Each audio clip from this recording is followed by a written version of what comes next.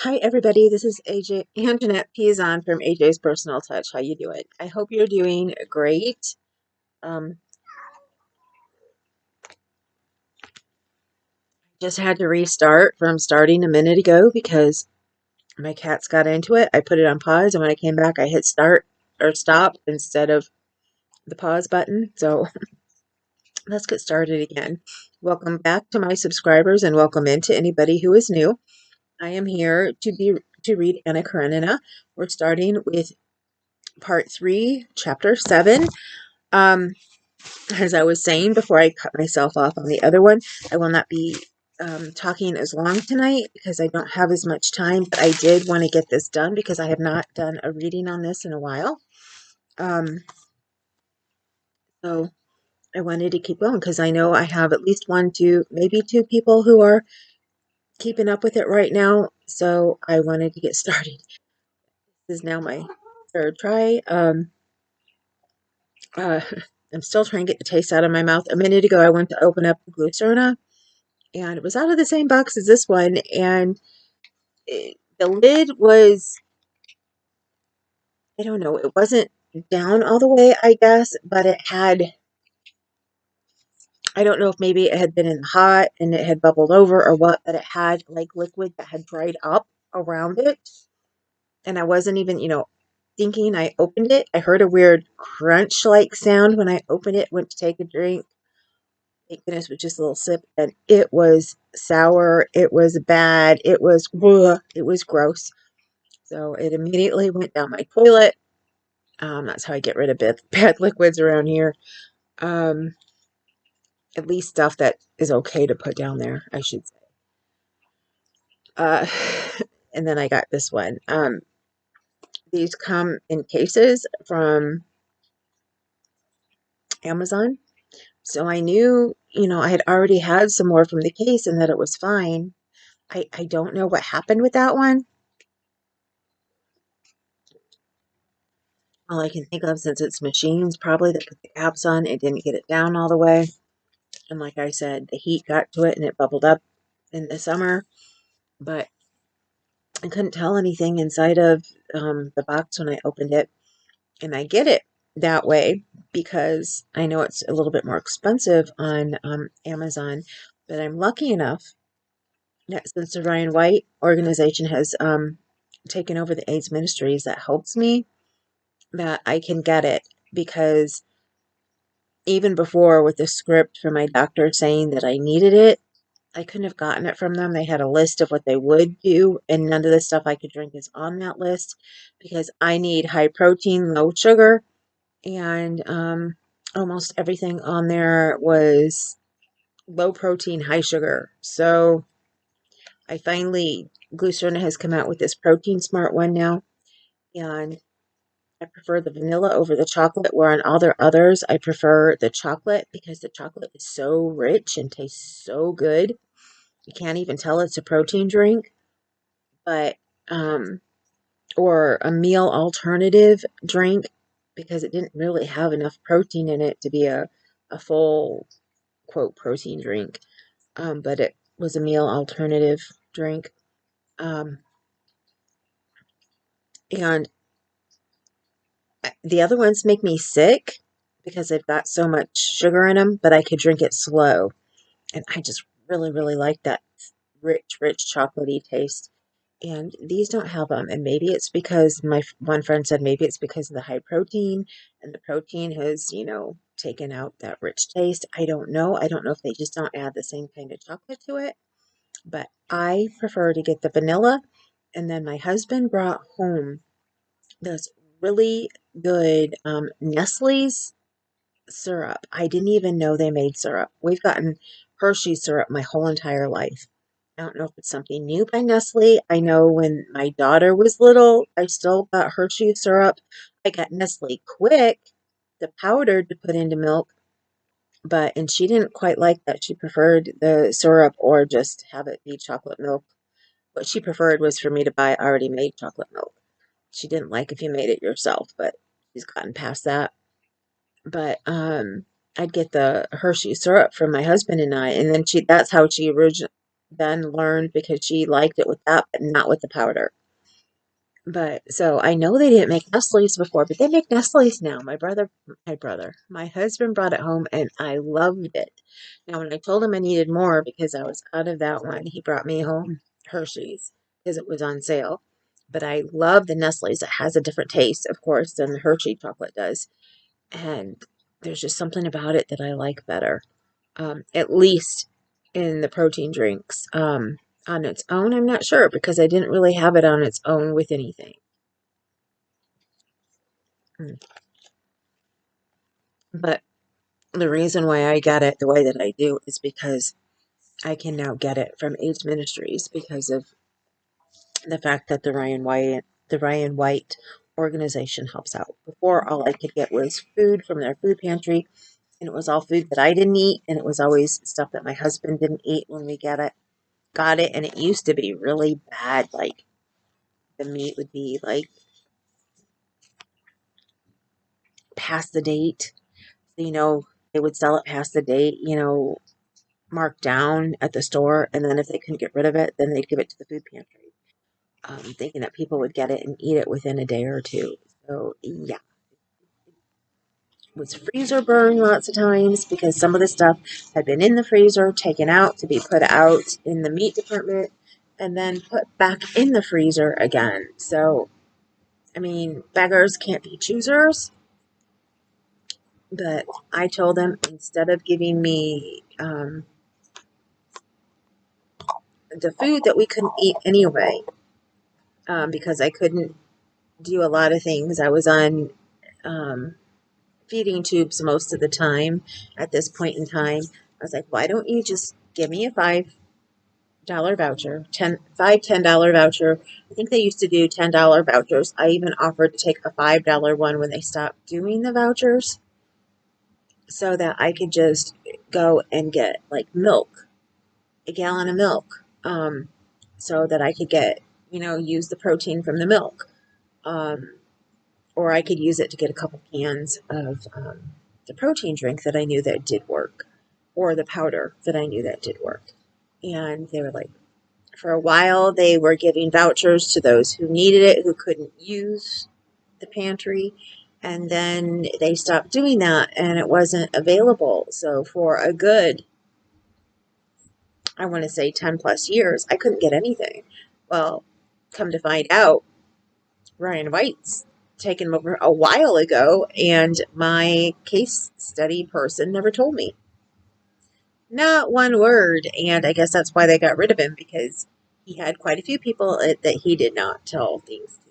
So, yes, my new case person, study person, case manager, let's say that, had told me that they could help me because I was like, I'm going to quit. I'm not going to be a part of the organization anymore. Because as far as I'm concerned, you guys are just using me as a number, and I don't want to be that number anymore. And she was like, oh, no, no, Ryan White took over. We can help you. And she explained how they could help me. And I talked to the person in charge because she used to be my case manager when she first started. And I said, okay, this is what I was told. Is this true? And she was like, oh, yes. And, so all things are good now. They give me 6 cases, so 18 4-packs a month, and I'm supposed to have 2 to 3 a day. So it doesn't quite cover it if I do 3 a day, but I have a little extra right now because I had been sick for a while and I didn't drink it for while I was sick because I couldn't keep it down, because it's a dairy product. So yeah, I got plenty, and it just warms my heart every time when they bring me some more because it's just like, oh, thank you so much. But this last time they brought me all chocolate, and I don't do well with the chocolate in the protein one. So I'm hoping that they start bringing me all vanilla. I think that she just got it messed around maybe because the last time I talked to her, I told her that I didn't want all vanilla, that I wanted, some chocolate too. And then here I am a couple months later saying, oops, can you please, you know, give me all vanilla because now that chocolate is making me sick. And I had explained to her before that I can be good with something one day and the next day it can make me utterly, utterly sick. So it's not, the product's fault. It's more my body's fault. So yeah, that's what I'm dealing with now.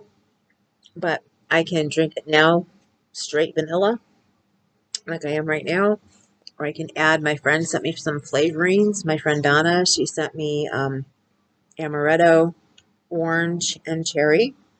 And so, especially when I put some chocolate in there, chocolate cherry, oh, it's so good. Chocolate orange. Oh, did you ever get those chocolate orange, solid, like orange looking balls at Christmas time, like in your stocking? And they were the chocolate orange flavor. And they came out in slices. I love those. I don't have them around here anymore, or at least the last time I was shopping, which I don't know how many years ago that was now, when I shopped on my own, but went out shopping for stocking stuffers for Christmas on my own. They didn't have them anymore. I don't know if they've come out with them again or not. And for some reason in this area they stopped having them, but it's like I went looking, I don't know how many different places, or unless they were sold out whenever I went looking, but I have not seen those in forever. So I loved those. Oh, I love those so much. And chocolate cherry, yeah. I just don't like the Queen Anne chocolate covered cherries. Yeah. I don't like that ooey gooey center that comes out, either clear or white. I don't like that at all. It's way too sweet for me. I like my sweets, but I do not like overly sweet. Overly sweet is just, ugh, like I can't do cotton candy. I told you guys that before. But like I got chocolate covered cherries in my imperfect box, which uh, are just bean cherries that are covered with chocolate, and those are so good, so good. But I can't have them anymore because of my low carb diet. So they may be so good, but I can't have them. Now, let's get back to Anna Karenina while I still have some minutes left that I can actually do this because, again, I have a couple hours worth of stuff to do before I go to bed tonight. And if I can, I will come back tomorrow and do another reading. I'm probably not going to, this won't be up tonight. My other video that I did tonight is already uploading as we speak. And I will put this in to come out tomorrow morning. So if I do have a chance to sit down and read again, you'll have one tomorrow morning and then later tomorrow. So we have verse 7, like I said. Stefan Arkadevich had gone to Petersburg to perform the most natural and essential official duty, so familiar to everyone in the government service, though incomprehensible to outsiders. That duty, but for which one can hardly be in government service, or reminding the ministry of his existence, and having, for the due performance of this rite, taken all the available cash from home, was gaily and agreeably spending his days at the races and in the summer villas. Meanwhile, Dolly and the children had moved into the country to cut down expenses as much as possible. She had gone to Ergashevo, the estate that had been her dowry, and the one where in spring the forest had been sold. It was nearly 40 miles from Levin's Pokrovskoe. The big old house in Ergashevo had been pulled down long ago, and the old prince had had the lodge done up and built onto. 20 years before, when Dolly was a child, the lodge had been roomy and comfortable, though like all lodges, it stood sideways to the entrance avenue and faced the south. But by now this lodge was old and dilapidated. When Stepan Arkadyevitch had gone down in the spring to sell the forest, Dolly had begged him to look over the house and order what repairs might be needed. Stepan Arkadyevitch, like all unfaithful husbands indeed, was very solicitous for his wife's comfort, and he had himself looked over the house and given instructions about everything that he considered necessary. What he considered necessary was to cover all the furniture with cretonne, to put up curtains, to weed the garden, to make a little bridge on the pond, and to plant flowers. But he forgot many other essential matters. the want of which greatly distressed Darya Alexandrovna later on. In spite of Stepan Arkadyevich's efforts to be an attentive father and husband, he never could keep in his mind that he had a wife and children. He had bachelor tastes, and it was in accordance with them that he shaped his life. On his return to Moscow, he informed his wife with pride that everything was ready, that the house would be a little paradise, and that he advised her most certainly to go. His wife staying away in the country was very agreeable to Stepan Arkadyevich from every point of view. It did the children good, it decreased expenses, and it left him more at liberty. Darya Alexandrovna regarded staying in the country for the summer as essential for the children, especially for the little girl, who had not succeeded in regaining her strength after her scarlatina, and also as a means of escaping the petty humiliations, the little bills owing to the wood merchant, the fishmonger, the shoemaker, which made her miserable.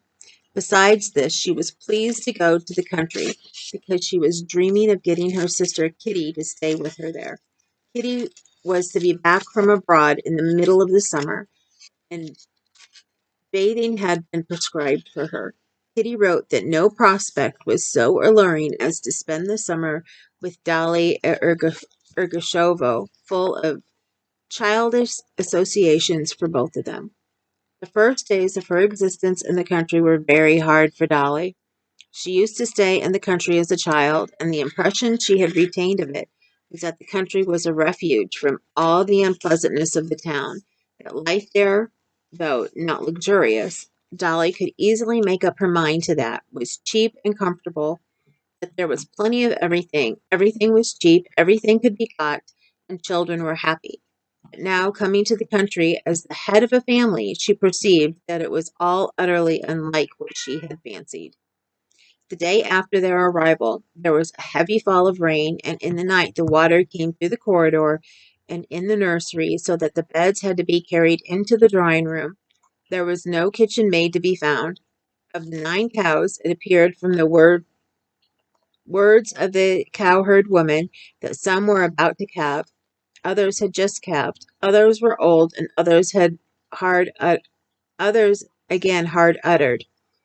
There was no butter nor milk enough even for the children. There were no eggs. They could get no fowls. Old purplish stringy cocks were all they had for roasting and boiling. Impossible to get women to scrub the floors. All were potato hoeing. Driving was out of the question because one of the horses was restive and bottled in the shafts. There was no place there they could bathe. The whole of the river bank was trampled by the cattle and open to the road. Even walks were impossible, for the cattle strayed into the garden through a gap in the hedge, and there was one terrible bull who bellowed, and therefore might be expected to gore somebody. There were no proper cupboards for their clothes. What cupboards there were either would not close at all, or burst open whenever anyone passed by them. There were no pots and pans, there were no copper in the wash-house, nor even an ironing board in the maid's room. Finding instead of peace and rest all these, from her point of view, fearful calamities, Darya Alexandrovna was at first in despair. She exerted herself to the utmost, felt the hopelessness of the position, and was very instant suppressing the tears that started into her eyes. The bailiff, a retired quartermaster whom Stepan Arkadyevich had taken a fancy to and had appointed bailiff on account of his handsome and respectful appearance as a hall porter, showed no sympathy for Darya Alexandrovna's woes. He said respectfully, "Nothing can be done. The peasants are such a wretched lot," and did nothing to help her. The position seemed hopeless, but in Oblonsky's household, as in all families indeed, there was one inconspicuous but most valuable and useful person, Marya Philimonovna. She soothed her mistress, assured her that things would look up, It was her expression, and Matby had borrowed it from her, and without fuss or hurry proceeded to set to work herself. She had immediately made friends with the bailiff's wife, and on the very first day she drank tea with her and the bailiff under the acacias and reviewed all the circumstances of the position. Very soon Maria Philimonovna had established her club, so to say, under the acacias, and there it was, in the club, consisting of the bailiff's wife, the village elder, and the counting-house clerk, that the difficulties of existence were gradually smoothed away, and in a week's time everything actually had come round. The roof was mended, a kitchen maid was found, a crony of the village elders, hens were bought, the cows began giving milk, the garden hedge was stopped up with stakes, the carpenter made a mangle, hooks were put in the cupboards, and they ceased to burst open spontaneously, and an ironing board covered with army cloth was placed across from the arm of a chair to the chest of drawers, and there was a smell of flat irons in the maid's room. Just see now, and you are quite in despair, said Marya Philimovna, pointing to the ironing board. They even rigged up a bathing shed of straw hurdles. Lily began to bathe, and Darya Alexandrovna began to realize, if only in part, her expectations, if not of a peaceful, at least of a comfortable life in the country. Peaceful with 6 children, Darya Alexandrovna could not be. One would fall ill, another might easily become so, a third would be without something necessary, a fourth would show symptoms of a bad disposition, and so on. Rare indeed were the brief periods of peace, but these cares and anxieties were for Darya Alexandrovna the sole happiness possible. Had it not been for them, she would have been left alone to brood over her husband, who did not love her.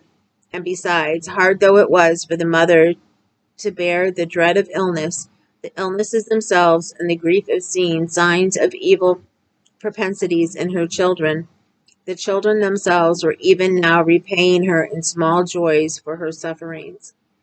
Those joys were so small that they passed unnoticed, like golden sand, and at bad moments she could see nothing but the pain, nothing but sand, but there were good moments too, when she saw nothing but the joy, nothing but gold. Now, in the solitude of the country, she began to be more and more frequently aware of those joys. Often, looking at them, she would make every possible effort to persuade herself that she was mistaken, that she as a mother was partial to her children. All the same, she could not help saying to herself that she had charming children, all 6 of them in different ways, but a set of children such as is not often to be met with, and she was happy in them and proud of them. Chapter 8.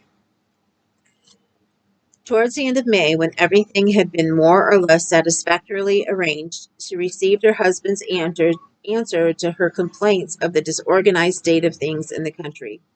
He wrote begging her forgiveness for not having thought of everything before, and promised to come down at the first chance.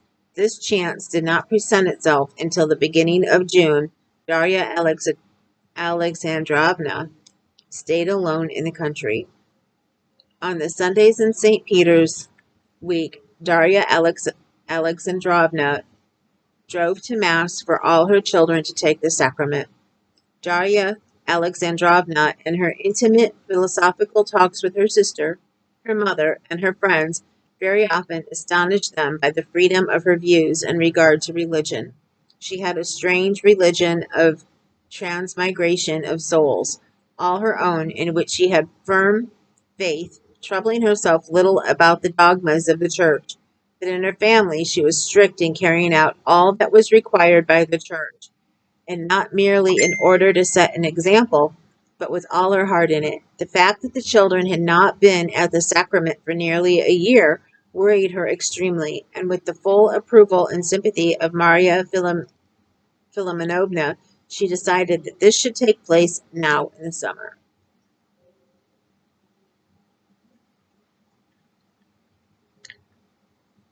For several days before, Darya Alexandrovna was busily deliberating on how to dress all the children. Frocks were made or altered and washed. Seams and flounces were let out. Buttons were sewn on, and ribbons got ready. One dress, Tanya's, which the English governess had undertaken, cost Darya Alexandrovna much loss of temper. The English governess, in altering it, had made the seams in the wrong places, had taken up the sleeves too much, and altogether spoiled the dress. It was so narrow on Tanya's shoulders that it was quite painful to look at her. But Marya Philimonovna had the happy thought of putting in gussets and adding a little shoulder cape. The dress was set right. There was nearly a quarrel with the English governess. On the morning, however, all was happily arranged, and towards 10 o'clock, the time at which they had asked the priest to wait for them for the Mass, the children, in their new dresses with beaming faces, stood on the steps before the carriage waiting for their mother. To the carriage, instead of the restive raven, they had harnessed, thanks to representations of Mary Philimonovna, the bailiff's horse, Brownie, and Darya Alexandrovna, delayed by anxiety over her own attire, came out and got in, dressed in a white muslin gown. Darya Alexandrovna had done her hair and dressed with care and excitement. In the old days, she had dressed for her own sake, to look pretty and to be admired. Later on, as she got older, dress became more and more distasteful to her. She saw that she was losing her good looks, but now she began to feel pleasure and an interest in dress again. Now she did not dress for her own sake, not for the sake of her own beauty, but simply that as the mother of those exquisite creatures she might not spoil the general effect. And looking at her for the last time in the looking glass, she was satisfied with herself. She looked nice, not nice as she would have wished to look nice in old days at a ball, but nice for the object which she now had in view. In the church there was no one but the peasants, the servants, and the womenfolk. But Darya Alexandrovna saw, or fancied she saw, the sensation produced by her children and her. The children were not only beautiful to look at in their smart little dresses, but they were charming in the way they behaved. Alyosha, it is true, did not stand quite correctly. He kept turning round, trying to look at his little jacket from behind. But all the same, he was wonderfully sweet. Tanya behaved like a grown-up person and looked after the little ones, and the smallest, Lily, was bewitching in her naive astonishment at everything, and it was difficult not to smile when, after taking the sacrament, she said in English, "Please, some more." On the way home, the children felt that something solemn had happened and were very sedate. Everything went happily at home, too, but at lunch, Grisha began whistling, and what was worse, was disobedient to the English governess, and was forbidden to have any tart. Darya Alexandrovna would not have let things go so far on such a day had she been present, but she had to support the English governess authority, and she upheld her decision that Grisha should have no tart. This rather spoiled the general good humor. Grisha cried, declaring that Nikolinka had whistled too, and he was not punished, and that he was crying for the tart he didn't care, but at being unjustly treated. This was really too tragic, and Darya Alexandrovna made up her mind to persuade the English governess to forgive Grisha, and she had went to speak to her. But on the way, as she passed the drawing room, she beheld a scene, filling her heart with such pleasure that the tears came into her eyes, and she forgave the delinquent herself. The culprit was sitting at the window in the corner of the drawing room. Beside him was standing Tanya with a plate. On the pretext of wanting to give him some dinner to her dolls, she had asked the governess permission to take her share of tart to the nursery, and had taken it instead to her brother. While still weeping over the injustice of his punishment, he was eating the tart, kept saying through his sobs, "Eat yourself, let's eat it together, together." Tanya had at first been under the influence of her pity for Grisha, then of a sense of her noble action, and tears were standing in her eyes, too, but she did not refuse and ate her share.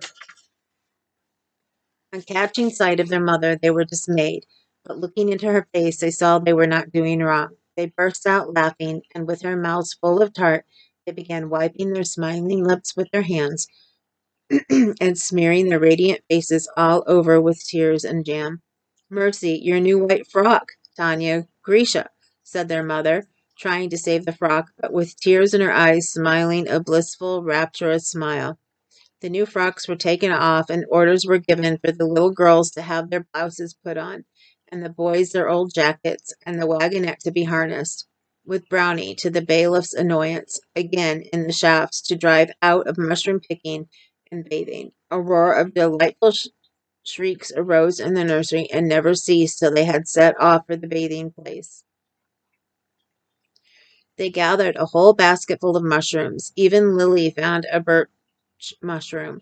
It had always happened before that Miss Hole found them and pointed them out to her.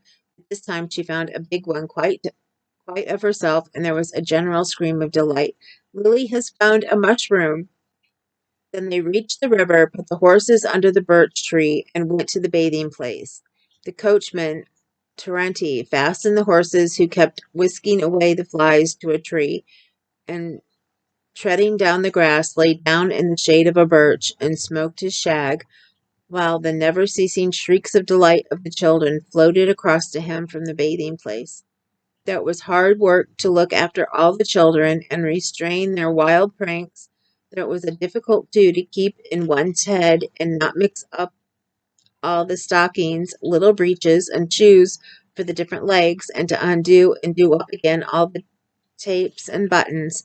Darya Alexandrovna, who had always liked bathing herself and believed it to be very good for children, enjoyed nothing so much as bathing with all the children.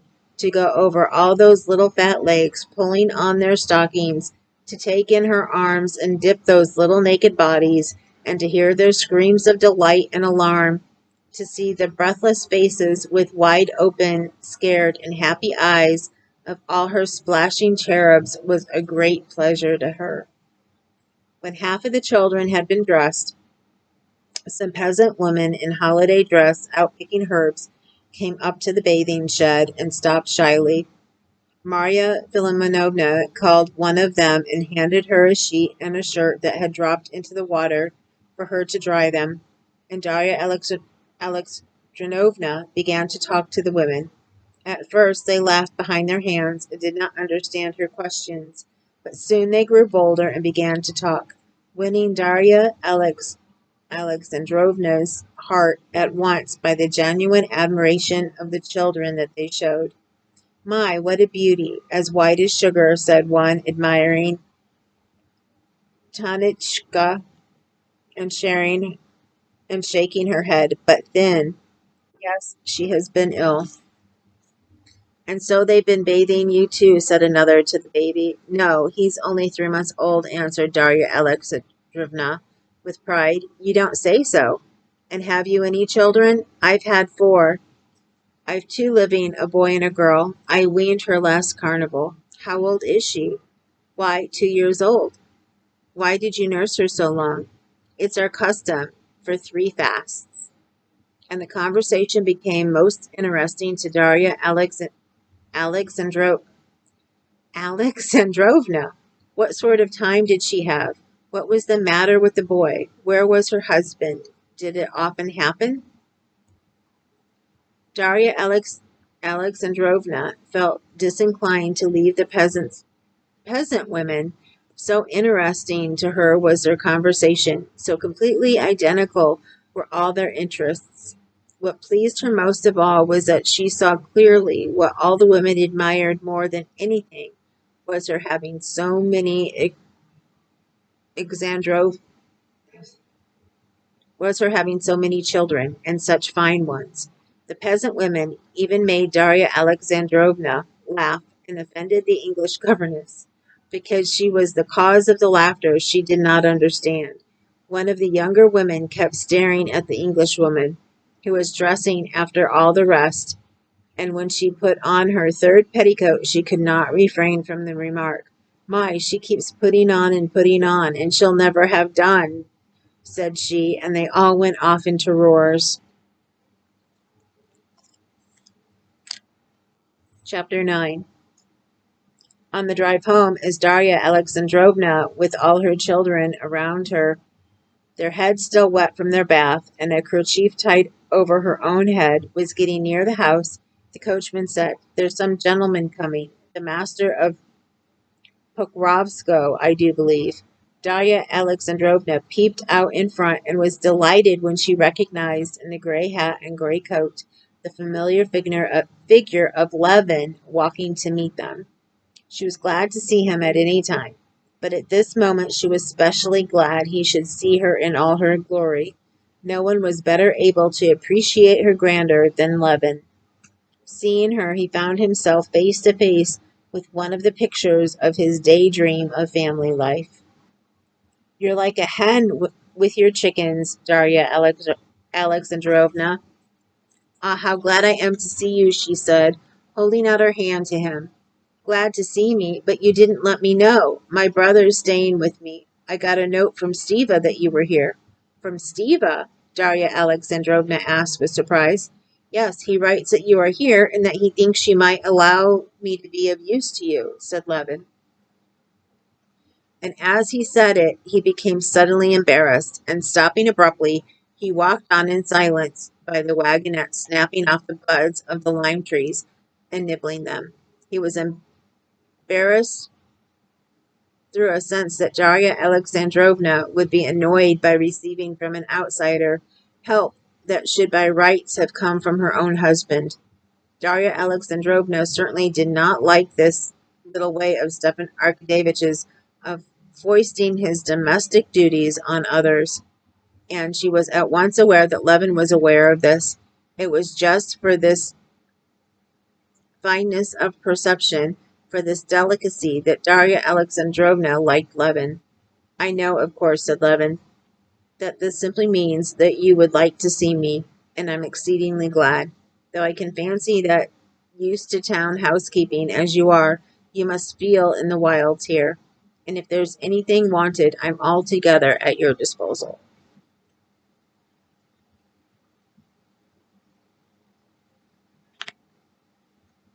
"Oh, no," said Dolly.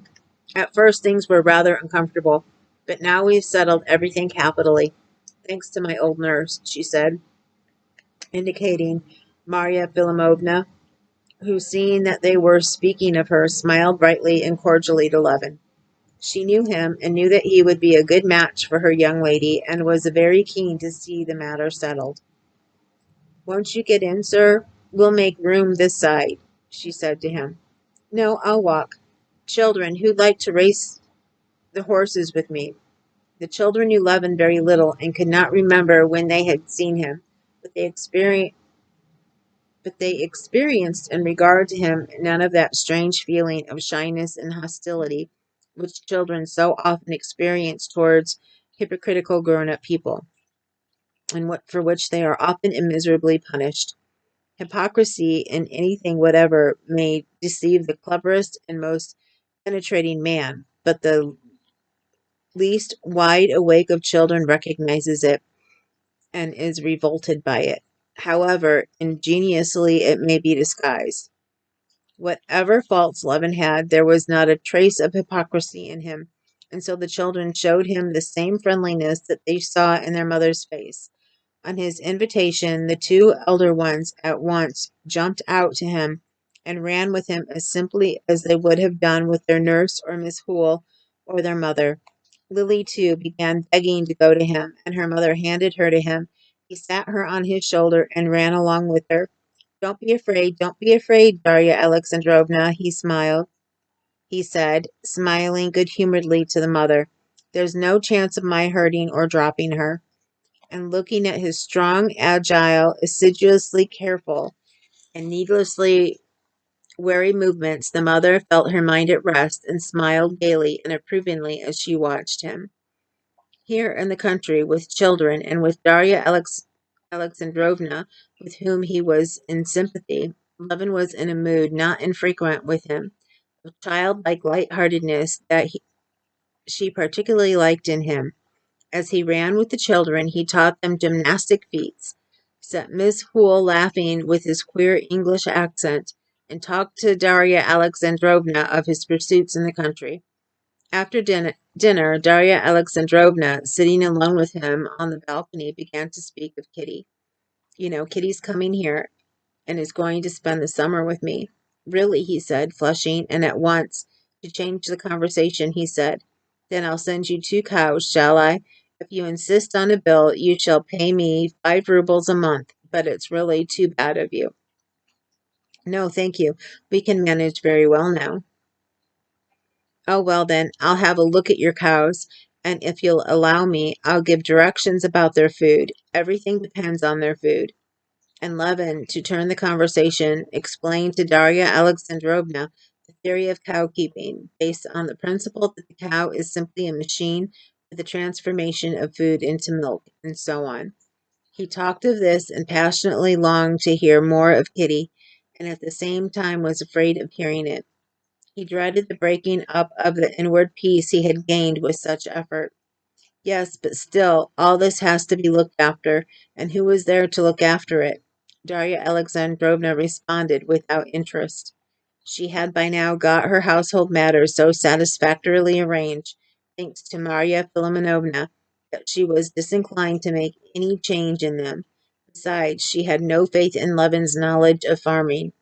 General principles, as the cow being a machine for the production of milk, she looked on with suspicion. It seemed to her that such principles could only be a hindrance in farm management. It all seemed to bear a far simpler matter. All that was needed, as Marya Philimonovna had explained, was to give Brindle and Whitebreast more food and drink, and not to let the cook carry all the kitchen slops to the laundry maid's cow. That was clear. But general propositions as to feeding on meal and on grass were doubtful and obscure. And what was most important, she wanted to talk about Kitty.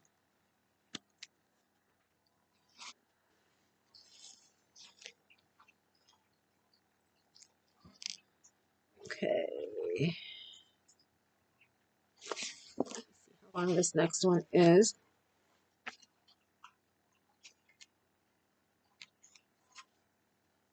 We'll do one more, and then it is quits for the night. Kitty writes to me that there's nothing. This is chapter 10, sorry. Kitty writes to me that there's nothing she longs for so much as quiet and solitude, Dolly said after the silence that had followed. And how is she? Better? Levin asked in agitation. Thank God she's quite well again. I never believed her lungs were affected. Oh, I'm very glad, said Levin, and Dolly fancied she said something touching, helpless, in his face as he said this, and looked silently into her face. Let me ask you, Konstantin Dmitrovitch, said Darya Alexandrovna, smiling her kindly and rather mocking smile. Why is it that you are angry with Kitty? I'm not angry with her, said Levin. Yes, you are angry. Why was it you did not come to see us nor them when you were in Moscow? Darya Alexandrovna, he said, blushing up to the roots of his hair. I wonder really that with your kind heart you don't feel this. How it is you feel no pity for me, if nothing else, when you know, what do I know? You know I made an offer and that I was refused, said Levin. And all the tenderness he had been feeling for Kitty a minute before was replaced by a feeling of anger for the slight he had suffered. What makes you suppose I know? Because everybody knows it. That's just where you are mistaken. I did not know it, though I had guessed it was so. Well, now you know it. All I knew was that something had happened that made her dreadfully miserable, and that she begged me never to speak of it. And if she would not tell me, she would certainly not speak of it to anyone else. But what did pass between you? Tell me. I have told you. When was it? When I was at their house the last time. Do you know that? Said Darya Alexandrovna. I am awfully, awfully sorry for her. You suffer only from pride. Perhaps so, said Levin. But she interrupted him. But she, poor girl, I am awfully, awfully sorry for her. Now I see it all. Well, Darya Alexandrovna, you must excuse me, he said, getting up. Goodbye, Darya Alexandrovna, till we meet again. No, wait a minute, she said, clutching him by the sleeve. Wait a minute, sit down. Please, please don't let us talk of this, he said, sitting down, and at the same time feeling rise up and stir within his heart a hope he had believed to be buried.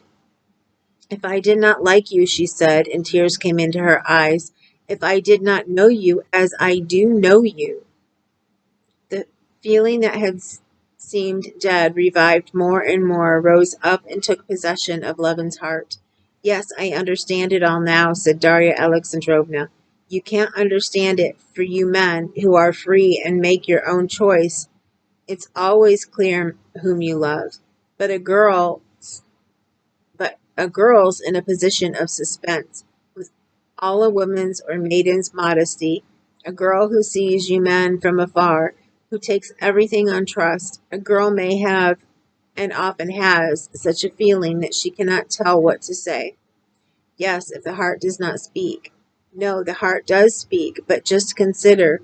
You mean have views about a girl. You come to the house, you make friends, you criticize, you wait to see if you have found what you love, and then when you are sure you love her, you make an offer. Well, that's not quite it. Anyway, you make an offer when your love is ripe or when the balance has completely turned between the two you are choosing from. But a girl is not asked, she is expected to make her choice, and yet she cannot choose, and she can only answer yes or no. Yes, to choose between me and Vronsky, thought Levin, and the dead thing that had come to life within him died again, and only weighed on his heart and set it aching. Darya Alexandrovna, he said, that's how one chooses a new dress or some purchase or other, not love. The choice has been made, and so much the better, and there can be no repeating it. Ah, pride, pride, said Darya Alexandrovna, as though despising him for the baseness of that feeling in comparison with that other feeling which only women knew. At the same time, when you made Kitty an offer, she was just in a position in which she could not answer. She was in doubt between you and Vronsky. Him she was seeing every day, and you she had not seen for a long while. Supposing she had been older, I, for instance, in her place, could have felt no doubt. I always disliked him, and so it has turned out. Levin recalled Kitty's answer. She had said, no, that cannot be. Darya Alexandrovna, he said dryly, I appreciate your confidence in me. I believe you are making a mistake, but whether I am right or wrong, that pride you so despise makes any thought of Katerina Alexandrovna out of the question for me. You understand, utterly out of the question. I will only say one thing more. You know that I am speaking of my sister whom I love as I love my own children. I don't say she cared for you. All I meant to say is that her refusal at that moment proves nothing. I don't know, said Levin, jumping up. If you only knew how you are hurting me. It's just as if a child of yours were dead and they were to say to you, he would have been like this and like that, and he might have lived, and how happy you would have been in him. But he's dead, dead, dead. How absurd you are, said Darya Alexandrovna, looking with mournful tenderness at Levin's excitement. Yes, I see it all more and more clearly, she went on musingly. So you won't come to see us then, when Kitty's here? No, I shan't come. Of course I won't avoid meeting Katerina Alexandrovna, but as far as I can, I will try to save her the annoyance of my presence. You are very, very absurd, repeated Arya Alexandrovna, looking with tenderness into his face. Very well, then, let it be as though we had not spoken of this. What have you come for, Tanya? She said in French to the little girl who had come in. Where's my spade, Mamma? I speak French and you must too. The little girl tried to say it in French, but could not remember the French for spade. The mother prompted her and then told her in French where to look for the spade, and this made a disagreeable impression on Levin. Everything in Darya Alexandrovna's house and children struck him now as by no means so charming as a little while before. And what does she talk French with the children for, he thought. How unnatural and false it is. And the children feel it so, learning French and unlearning sincerity, he thought to himself, unaware that Darya Alexandrovna had thought all that over 20 times already, and yet even at the cost of some loss of sincerity, believed it necessary to teach her children French in that way. But why are you going? Do stay a little. Levin stayed to tea, but his good humor had vanished, and he felt ill at ease. After tea, he went out into the hall to order his horses to be put in, and when he came back, he found Darya Alexandrovna greatly disturbed, with a troubled face and tears in her eyes. While Levin had been outside, an incident had occurred which had utterly shattered all the happiness she had been feeling that day, and her pride in her children. Grisha and Tanya had been fighting over a ball. Darya Alexandrovna, hearing a scream in the nursery, ran in and saw a terrible sight. Tanya was pulling Grisha's hair, while he, with a face hideous with rage, was beating her with his fists wherever he could get at her. Something snapped in Darya Alexandrovna's heart when she saw this. It was as if darkness had swooped down upon her life. She felt that these children of hers, that she was so proud of, were not merely most ordinary, but positively bad, ill-bred children, with coarse, brutal propensities, wicked children. She could not talk or think of anything else, and she could not speak to Levin of her misery. Levin saw she was unhappy and tried to comfort her, saying that it showed nothing bad, that all children fight. Even as he said it, he was thinking in his heart, "No, I won't be artificial and talk French with my children, but my children won't be like that. All one has to do is not spoil children, not to distort their nature, and they'll be delightful. No, my children won't be like that." He said goodbye and drove away, and she did not try to keep him.